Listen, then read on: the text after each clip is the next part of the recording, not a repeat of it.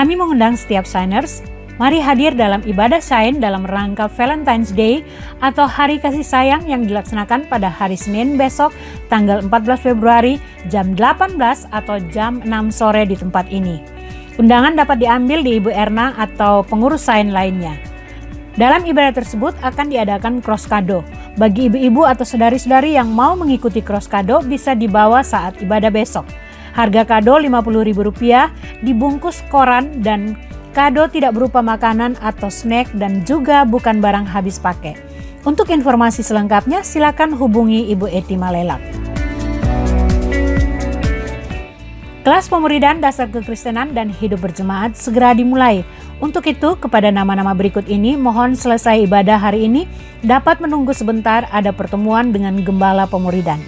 Saudari Dinda Jelita Oemolos, Saudari Aurelia M.E. Atimeta, Saudari Stefani Adinda, Saudari Dewi Nale, Saudara Franklin Habelndun, Saudara Ferel Malelak, Saudari Rachel Soai, Saudari Keisha Soai, Bapak Adi Gabriel Soai, Ibu Matelda Kitumira, Ibu Jaya Mitra Malelak, Saudara Oswald Setiawan, Ibu Rahel Jemima Veo. Doa pagi MDC Kupang dilaksanakan setiap hari Sabtu jam 5 pagi melalui Zoom. Kami undang setiap jemaat untuk bersama-sama sehati berdoa mencari wajah Tuhan. Link Zoom akan dikirim ke grup-grup WA yang ada. Bagi jemaat yang punya pergumulan atau beban doa, silakan kirim ke nomor hotline gereja 0813 3842 8080. Demikian MDC News pagi ini, tetap jaga kesehatan dan tetap patuhi protokol kesehatan. Tuhan Yesus memberkati.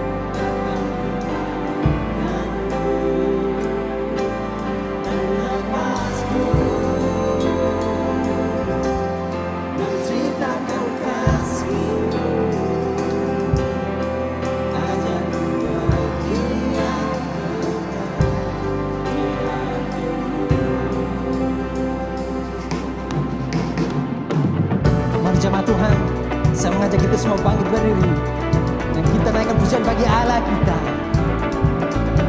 Sebab Dia Allah Tuhan yang lagi sembah. Ajarku berdiam Tuhan di hadirat Dia Bapa. Sebab hidup hanyalah untuk-Nya.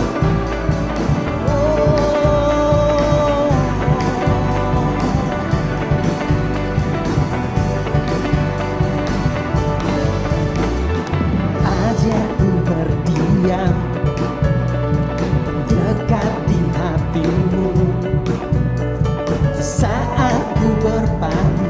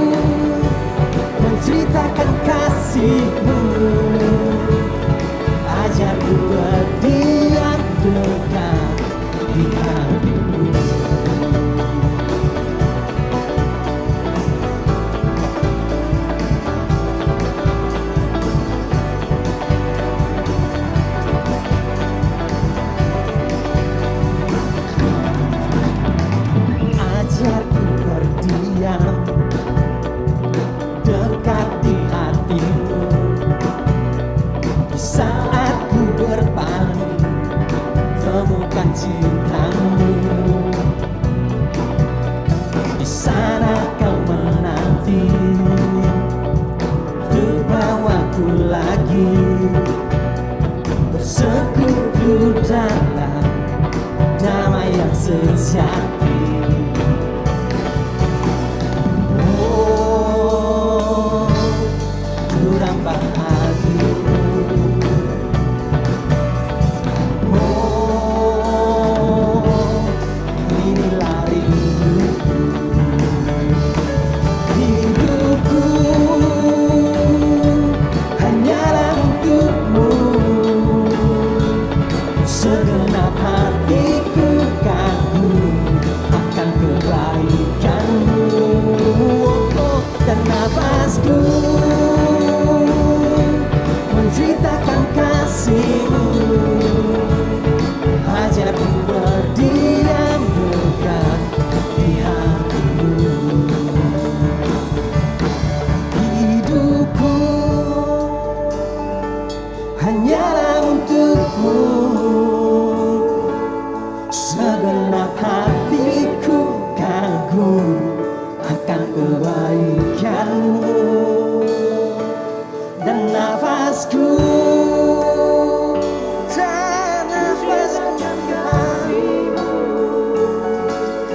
ajarku berdiam dekat di hatimu. Hidupku Tuhan hanyalah untukmu. Segenap hatiku kagum akan kebaikanmu. Dan nafasku menceritakan kasihmu. Ajarku berdiam dekat di hatimu. Ajarku berdiam dekat di hatimu.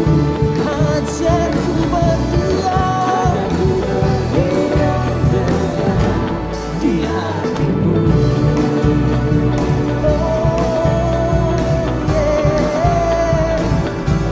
Ajarku berdiam di hadirat-Mu Tuhan.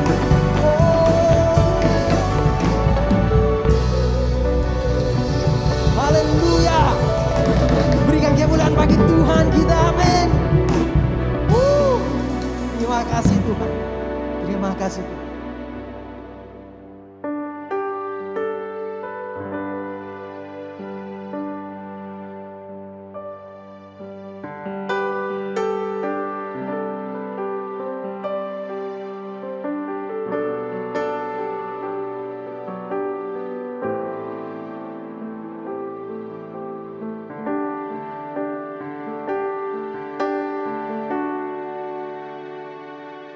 Kau Bapa yang mengasihiku,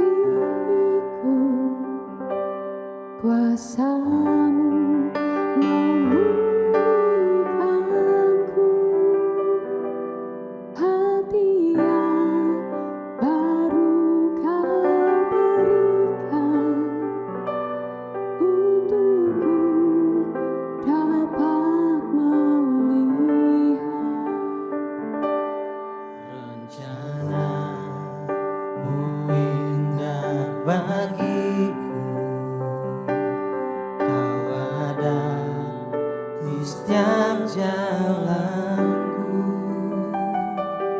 Hatiku haus dan lapar akan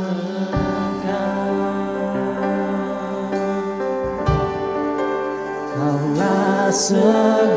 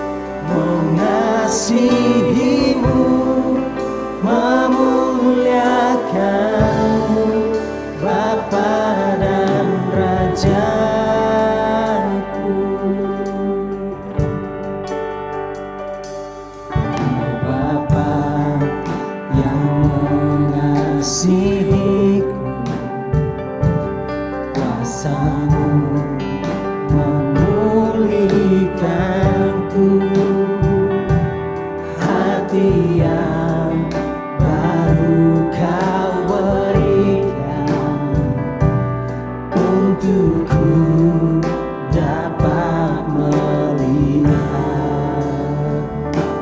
rencana-Mu indah bagiku. Kau ada di setiap jalanku. Hatiku haus dan lapar akan Engkau. Kaulah segalanya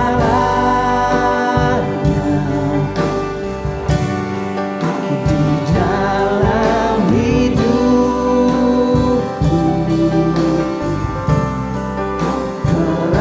Kerajaan-Mu, kebenaran-Mu, itu bagianku.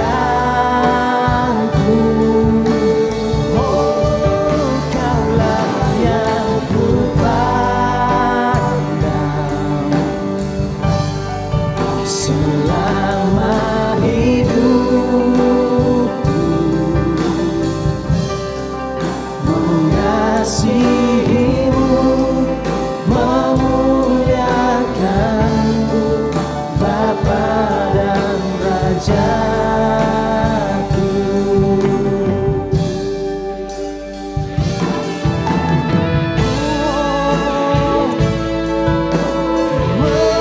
Mengasihi-Mu, mengasihi-Mu Tuhan. Kebenaran-Mu itu bagianku.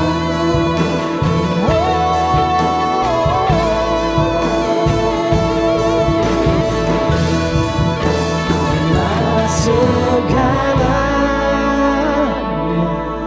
Kaulah segalanya di dalam hidupku.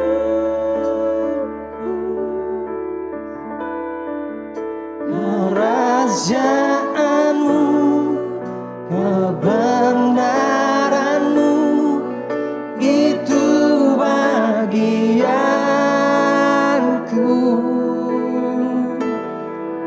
Kaulah yang kupandang selama hidupku.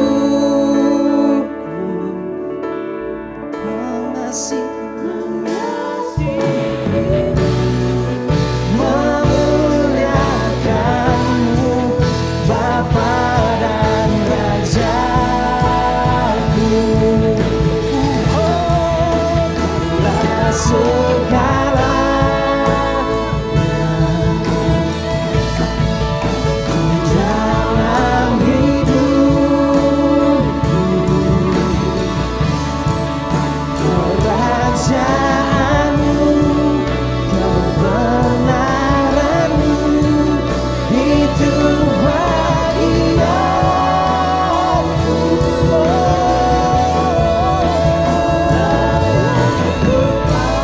Kaulah yang kupandang selama hidupku Tuhan.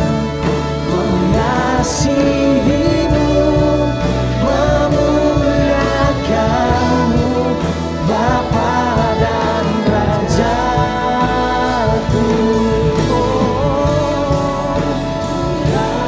Mengasihi-Mu, memuliakan-Mu, Bapa dan Rajaku. Mengasihi-Mu Tuhan, memuliakan-Mu, Bapa dan Rajaku.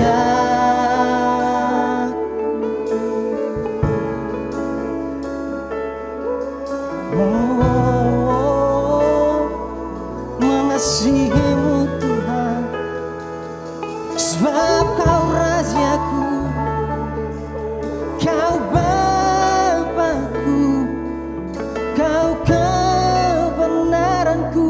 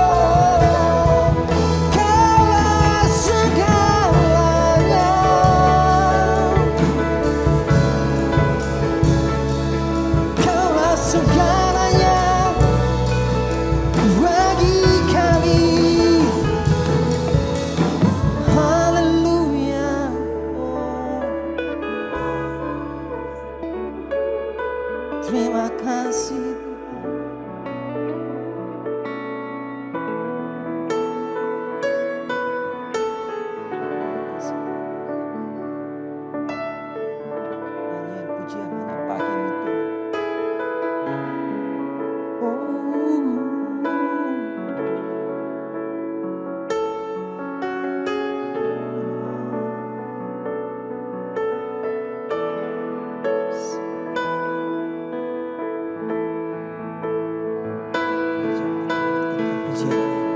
Nyanyian pujian bagimu Tuhan, pujian bagimu Tuhan, namamu besar dan layak dipuji. Nyanyian pujian bagimu Tuhan, pujian bagimu Tuhan, namamu besar dan layak dipuji. Mari jemaat Tuhan, naikkan pujian ini, nyanyikan pujian bagi Tuhan. Tuhan, pujian bagimu Tuhan, namamu besar dan layak dipuji.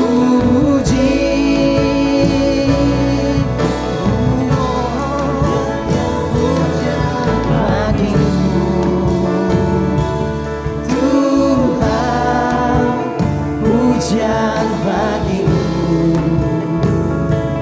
Tuhan, namamu besar dan layak dipuji. Yang pujian bagimu Tuhan, pujian bagimu Tuhan, namamu besar dan layak dipuji. Nyanyian pujian bagimu Tuhan, pujian bagimu Tuhan, namamu besar dan layak dipuji. Namamu besar, namamu besar dan layak dipuji.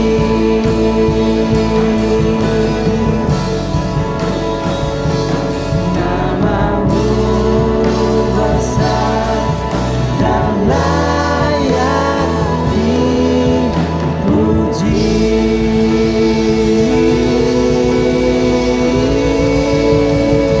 Haleluya, kemuliaan bagimu Tuhan di tempat yang maha tinggi. Haleluya, haleluya.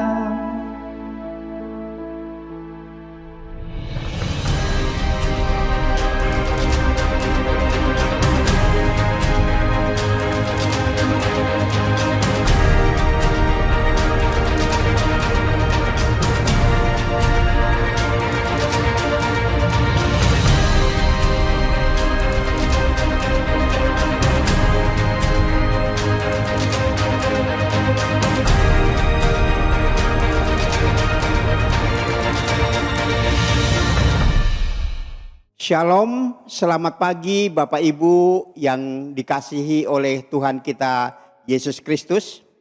Pada pagi hari ini kita akan belajar dari firman Tuhan, yaitu tentang mengenal kehendak Allah atas keluarga. Selama beberapa minggu kita belajar tentang kehendak Allah, dan pada saat ini, pada minggu ini kita akan belajar tentang mengenal kehendak Allah atas keluarga. Tapi sebelumnya mari kita menghadap Tuhan di dalam doa. Kita berdoa. Terpujilah namamu ya Tuhan Yesus Kristus, Kami bersyukur dan berterima kasih atas pagi ini ya Tuhan. Dengan kasih karunia-Mu, dengan anugerah-Mu ya Tuhan, Engkau memberikan kesempatan bagi hamba-Mu untuk menyampaikan akan berita kebenaran-Mu ini. Kami mohon Bapa mau urapi akan hamba-Mu. Bapa sucikan, kuduskan akan hamba-Mu. Biarlah firman yang akan hamba sampaikan tidak terbuang secara percuma, tetapi dapat mengambil tempat di dalam kehidupan kami dan menjadi pedoman dalam kehidupan kami dari hari lepas hari. Terima kasih Bapa, dengan sukacita hamba akan menyampaikan firman Tuhan hanya di dalam nama Tuhan Yesus Kristus. Haleluya. Amin. Bapak Ibu yang kekasih dalam Tuhan kita Yesus Kristus, pada pagi hari ini kita akan membaca dari firman Tuhan yang terambil dari Roma pasal 12 ayat 1 dan ayatnya yang kedua. Yang demikian bunyi firman Tuhan. Karena itu saudara-saudara, demi kemurahan Allah, aku menasihatkan kamu supaya kamu mempersembahkan tubuhmu sebagai persembahan yang hidup, yang kudus dan yang berkenan kepada Allah. Itu adalah ibadahmu yang sejati. Janganlah kamu menjadi serupa dengan dunia ini, tetapi berubahlah oleh pembaruan budimu, sehingga kamu dapat membedakan manakah kehendak Allah, apa yang baik, yang berkenan kepada Allah, dan yang sempurna. Demikian bunyi firman Tuhan. Bapak Ibu yang kekasih dalam Tuhan kita Yesus Kristus, firman Tuhan di pagi hari ini mengajarkan kita untuk hidup dalam keluarga adalah kehidupan yang harmonis, bukan serupa dengan dunia ini. Kata serupa dengan dunia ini karena banyak kehidupan dalam keluarga adalah kehidupan yang kurang harmonis. Hubungan antara suami, istri, anak-anak, bahkan dengan tetangga pun tidak harmonis. Firman Tuhan melalui tema pada minggu ini yaitu mengenal kehendak Allah atas keluarga. Keluarga diciptakan Tuhan untuk tujuan yang mulia. Bumi dan isinya, demikian juga matahari, bulan dan bintang tanpa anggun dan nyaris sempurna. Allah sendiri pun puas dan berkata bahwa semuanya itu baik. Seperti seorang pelukis yang akan menyelesaikan goresan terakhir pada kampasnya. Sebelum membubuhkan tanda tangannya, Allah menutup rangkaian penciptaan itu dengan menciptakan manusia sebagai puncak adikaryanya. Kemudian dia sendiri komentar, sungguh amat baik. Dalam Kejadian pasal 1 ayat 27 yang demikian bunyi firman Tuhan. Maka Allah menciptakan manusia itu menurut gambarnya. Menurut gambar Allah diciptakannya dia, laki-laki dan perempuan diciptakannya mereka. Alkitab dengan sangat jelas menyatakan bagi kita bahwa keluarga ada karena kehendak Allah. Allah sendirilah yang menghendaki adanya keluarga. Dialah yang berinisiatif untuk membangun keluarga sejak awal penciptaan sebagai lembaga atau institusi pertama di muka bumi. Sedemikian pentingnya keluarga sehingga Tuhan Yesus sendiri ketika datang sebagai manusia, ia harus melalui suatu proses dilahirkan dan dibesarkan dalam suatu keluarga. Hal ini menunjukkan bahwa Tuhan sangat menghargai keluarga. Karena keluarga adalah idenya Tuhan, maka kita harus belajar untuk mengetahui apa yang menjadi kehendak Allah atas keluarga. Berdasarkan firman Tuhan yang telah kita baca tadi, tersirat 3 hal penting yang dapat kita simpulkan sebagai kehendak Allah bagi keluarga. Yaitu yang pertama, keluarga sebagai gambaran dari perjanjian Allah dengan umatnya. Allah adalah pribadi yang suka mengadakan perjanjian dengan umatnya. Dia adalah pribadi yang setia memegang serta melaksanakan perjanjiannya. Bahkan ketika umatnya sudah melupakan atau tidak setia lagi dengan perjanjiannya, Allah tetap setia dan menggenapinya tepat pada waktunya. Ada banyak kisah dalam Alkitab yang menjadi pelajaran bagi kita.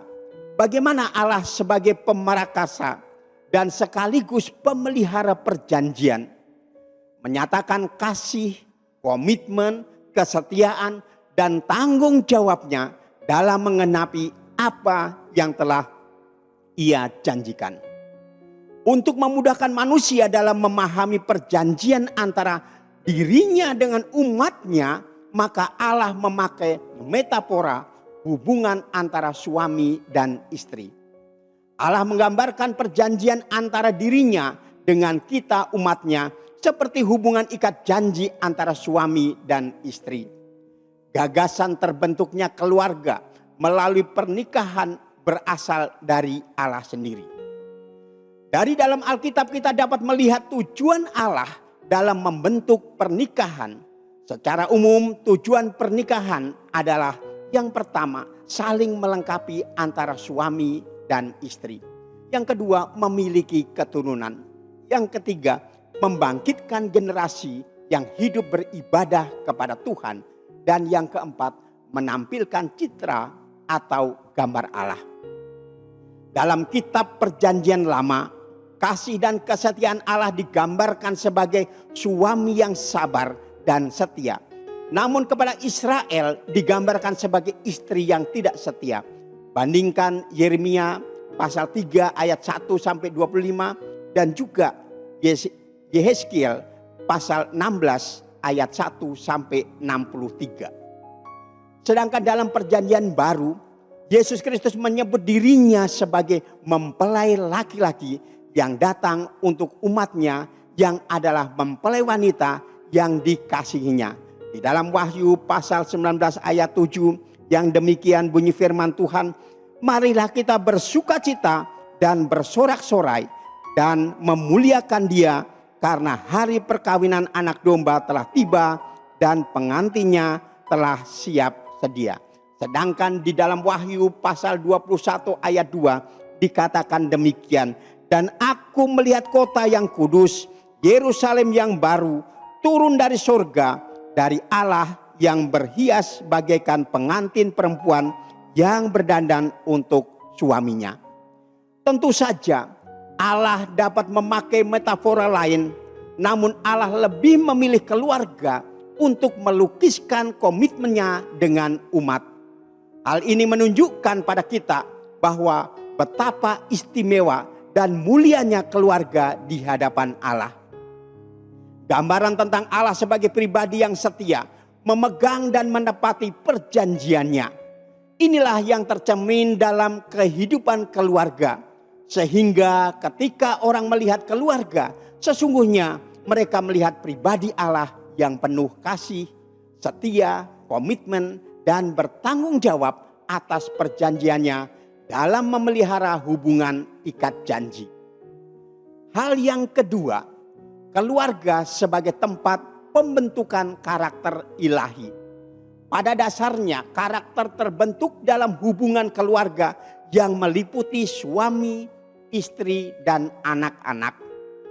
Didikan yang diperoleh dalam keluarga merupakan kehidupan untuk mengenal kehendak Allah dalam keluarga yang antara lain. Yang pertama yaitu hubungan suami istri. Dalam firman Tuhan Kolose pasal 3 ayat 18 sampai 19 dikatakan demikian. Hai istri-istri, tunduklah kepada suamimu sebagaimana seharusnya di dalam Tuhan. Hai suami-suami, kasihilah istrimu dan janganlah berlaku kasar terhadap dia. Ayat di atas adalah ayat yang sering dibahas. Mengapa demikian? Karena suami adalah kepala istri, sama seperti Kristus adalah kepala jemaat. Dialah yang menyelamatkan tubuh. Para istri hendaklah tunduk kepada suami seperti halnya tunduk kepada Tuhan. Apakah istri yang berpenghasilan lebih besar Apakah istri berperan lebih banyak dalam keluarga atau alasan lainnya, itu tidak serta-merta bisa menjadi dalih untuk berlaku sebaliknya. Istri tunduk kepada suami seperti halnya kepada Tuhan, itu kunci rahasia dari pihak istri. Lalu bagaimana dengan pihak suami? Para suami, dengarkan firman Tuhan. Di dalam Efesus pasal 5 ayat 23 yang demikian bunyi firman Tuhan. Karena suami adalah kepala istri, sama seperti Kristus adalah kepala jemaat. Dialah yang menyelamatkan tubuh. Mengapa demikian? Sebab tidak pernah orang membenci tubuhnya sendiri, tetapi mengasuhnya dan merawatinya sama seperti Kristus terhadap jemaat. Karena kita adalah anggota tubuhnya. Efesus pasal 5 ayat 29 dan 30. Jika kita dianggap sebagai bagian dari tubuh Kristus, maka jelas Kristus akan memperhatikan dengan seksama keselamatan kita masing-masing. Demikian pula seharusnya sang suami harus mengasihi istrinya yang tidak lain adalah bagian yang tidak terpisahkan dari mereka, di mana Tuhan sendiri yang telah menjadi saksi atas janji setia yang kita ucapkan ketika menikah. Sebuah pernikahan membuat suami dan istri menjadi satu daging, dan dengan demikian mereka bukan lagi dua melainkan satu. Matius pasal 19 ayat 5 dan ayatnya yang ke-6. Karena itulah suami yang tidak mengasihi istri sama artinya dengan orang yang tidak mengasihi anggota tubuhnya sendiri. Yang dengan demikian tidak mencerminkan bagaimana Kristus mengasihi jemaatnya. Kehidupan suami istri haruslah, yang pertama, ada kerjasama atau gotong royong.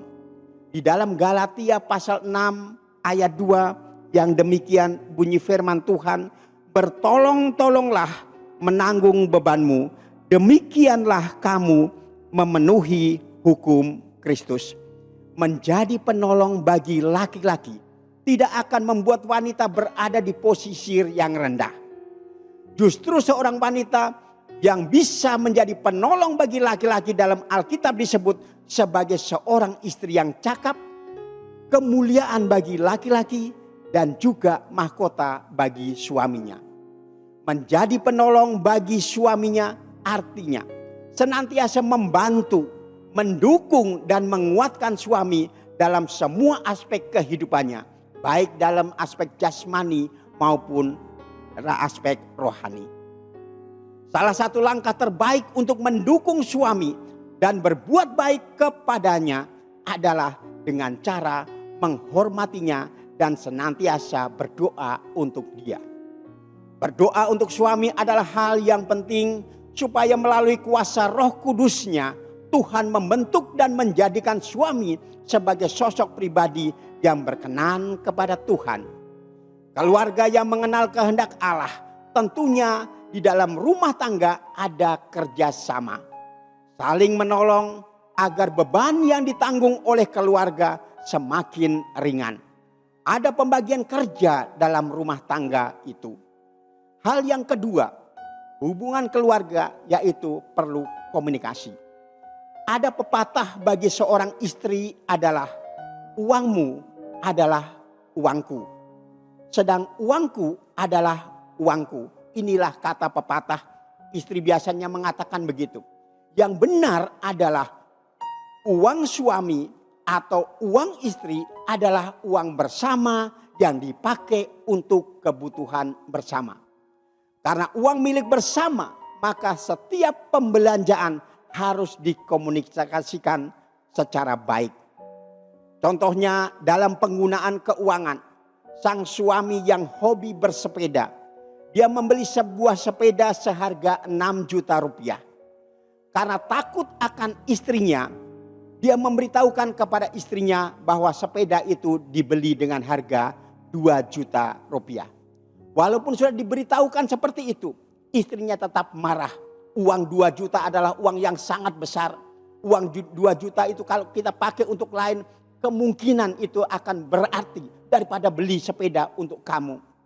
Dan ini adalah suami menyalurkan hobi dan tidak ada komunikasi. Karena pada suatu ketika suami ini pergi ke kantor, sepedanya itu taruh di depan teras. Ada orang yang lewat, dia menawar akan sepeda itu. Sepeda ini bagus sekali. Ibu mau jual atau tidak? Kata, tidak, ini suami saya. Kalau ibu mau jual, saya beli dengan harga 3 juta. Dengan tanpa berpikir panjang, sang istri menjual sepeda itu dengan harga 3 juta rupiah. Dengan bangganya sang istri beruntung 1 juta. Begitu sang suami datang, dia menanyakan, mana sepeda saya? Dia bilang, jangan takut.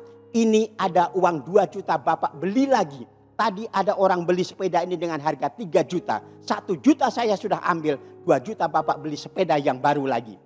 Ini karena apa terjadi? Karena tidak ada komunikasi antara suami dan istri. Hal yang ketiga, hubungan dengan anak-anak.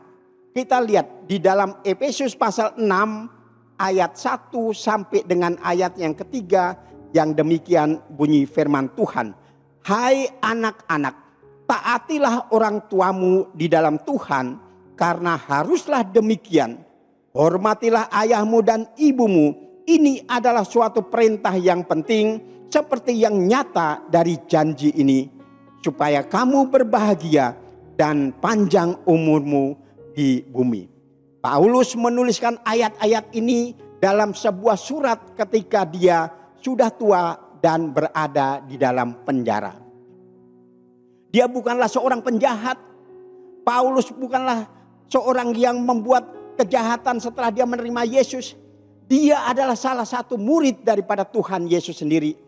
Paulus menasihati anak-anak agar menghormati orang tuanya.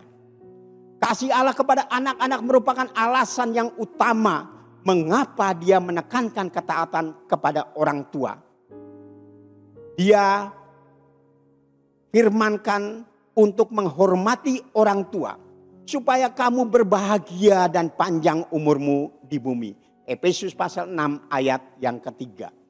Anak-anak tidak boleh bisa secara alamiah mengetahui untuk menolak yang jahat dan memilih yang baik. Mereka mesti bertumbuh dalam hikmat ini. Mereka mesti diajarkan pengetahuan. Orang tua adalah guru kedua yang terpenting setelah Tuhan itu sendiri. Hal yang ketiga tentang keluarga sebagai dasar membangun relasi dengan Tuhan dan sesama. Jika dalam keluarga mengenal kehendak Allah, maka keluarga tersebut adalah keluarga yang harmonis. Apalagi dalam keluarga tersebut adalah keluarga yang melayani Tuhan, sehingga tidak serupa dengan dunia ini. Dalam kehidupan keluarga kita tidak boleh mengikuti akan arus dunia ini dalam melayani Tuhan Yesus. Meskipun di tempat tinggal kita, di oikos kita, di lingkungan kita tidak melayani Tuhan, namun kita terus-menerus melayani Tuhan. Karena itu kita mengenal kehendak Allah atas keluarga. Di dalam Yosua pasal 24 ayat ke-15 yang demikian bunyi firman Tuhan. Tetapi jika kamu anggap tidak baik untuk beribadah kepada Tuhan, pilihlah pada hari ini kepada siapa kamu akan beribadah. Allah yang kepadanya nenek moyangmu beribadah di seberang sungai Efrat, atau Allah orang Amori yang negerinya kamu diami ini. Tetapi aku dan seisi rumahku, kami akan beribadah kepada Tuhan. Kata seisi rumahku artinya keluarga yang terdiri dari suami, istri, anak-anak, termasuk asisten rumah tangga. Singkat kata, semua orang yang tinggal di dalam rumah, itulah yang disebut dengan seisi rumahku. Yosua tidak terpengaruh dengan lingkungan di sekitarnya. Pernyataan Yosua kepada suku Israel di Sikem, di hadapan para tua-tua, di hadapan para kepala-kepala, para hakim-hakim, dan para pasukannya, Yosua membuat pilihan pada hari ini juga mereka suruh memilih mau beribadah kepada Allah nenek moyang yang di seberang sungai Efrat, atau Allah yang di Amori, atau Allah Abraham, Ishak dan Yakub yang mereka sembah. Jelas di dalam Yosua pasal 24 ayat 16 yang demikian bunyi firman Tuhan. Ini adalah jawaban daripada bangsa Israel. Lalu bangsa itu menjawab, jauhlah daripada kami meninggalkan Tuhan untuk beribadah kepada Allah lain. Itulah kehendak Allah atas keluarga. Perlu ada perubahan yang sempurna di dalam keluarga. Jika dalam keluarga relasi kita dengan Tuhan baik, maka relasi kita pun dengan lingkungan, dengan oikos tentunya juga akan baik. Untuk melakukan kehendak Tuhan atas keluarga, kita harus menjadi berkat bagi tetangga-tetangga, bagi oikos kita. Contohnya, pada saat ada keluarga atau tetangga kita yang terkena COVID-19, maka mereka harus diisolasi. Kita sebagai oikos, kita sebagai tetangga yang sehat harus bisa membantu mereka, meringankan beban mereka. Jika ada keluarga yang berkekurangan, kita yang berkelebihan dapat membantu mereka. Itulah kehendak Tuhan atas keluarga. Sebagai akhir daripada penyampaian firman Tuhan di pagi hari ini, kita harus menyadari bahwa membangun keluarga bukan semata-mata keinginan manusia, melainkan rancangan atau kehendak Allah dalam kekekalan. Tuhan menghendaki adanya keluarga yang dapat tempat sehingga orang melihat Allah sebagai pribadi yang setia, memegang dan menapati perjanjian Allah dengan umatnya. Sekalipun ada tantangan, sekalipun ada badai dalam keluarga, kita harus selalu ingat bahwa keluarga adalah tempat pembentukan karakter ilahi. Untuk itu, keluarga harus tetap berpusat kepada Tuhan, sehingga tantangan atau badai tersebut dapat memunculkan karakter Kristus dalam setiap anggota keluarga. Keluarga adalah kehendak Allah, yaitu sebagai gambaran perjanjian Allah dengan umatnya, menjadi tempat pembentukan karakter ilahi dan merupakan dasar membangun relasi dengan Tuhan dan sesama. Jika keluarga hidup sesuai dengan kehendak Allah, pastilah Tuhan berkenan dan memberkati keluarga Bapak Ibu Saudara sekalian. Demikian firman Tuhan. Amin. Baik Bapak Ibu, mari kita menghadap Tuhan dalam doa. Terima kasih Bapa, terima kasih Tuhan Yesus, terima kasih Roh Kudus. Dalam hamba menyampaikan akan berita kebenaran-Mu pada pagi hari ini. Ada tuntunan dan penyertaan-Mu ya Tuhan. Terima kasih ya Bapa, terima kasih Roh Kudus. Buatlah kami hamba-hamba-Mu tetap setia Tuhan dalam membina akan keluarga, dalam mengasuh akan anak-anak, dalam keluarga suami dan istri, pun juga anak-anak. Kami mengasihi ya Tuhan Yesus. Tuhan berikan kami keluarga yang takut akan Tuhan.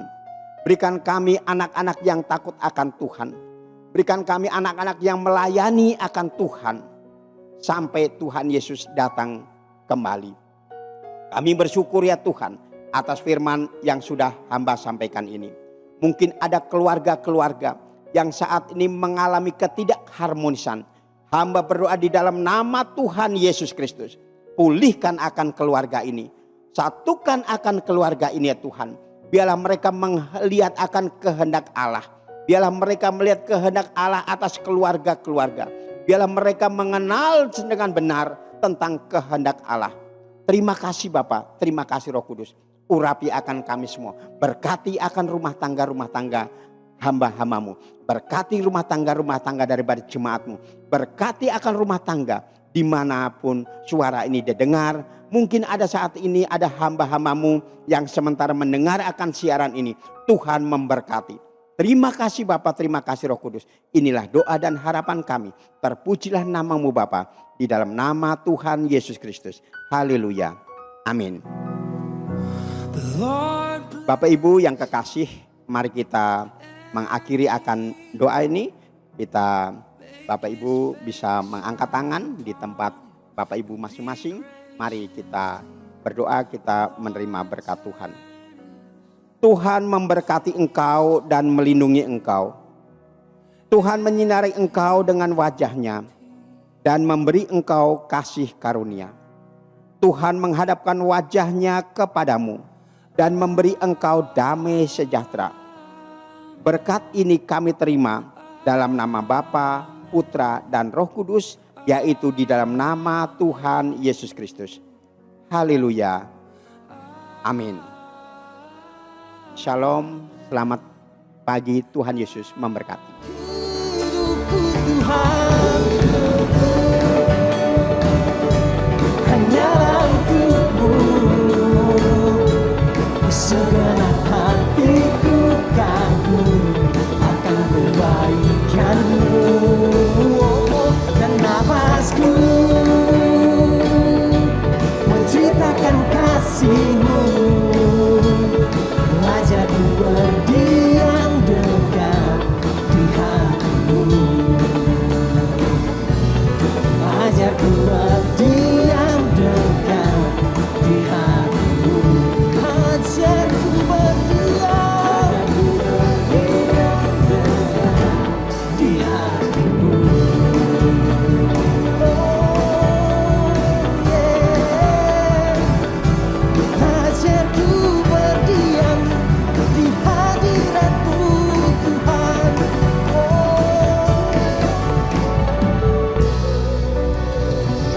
Haleluya. Berikan kemuliaan bagi Tuhan kita, amin. Terima kasih Tuhan. Terima kasih.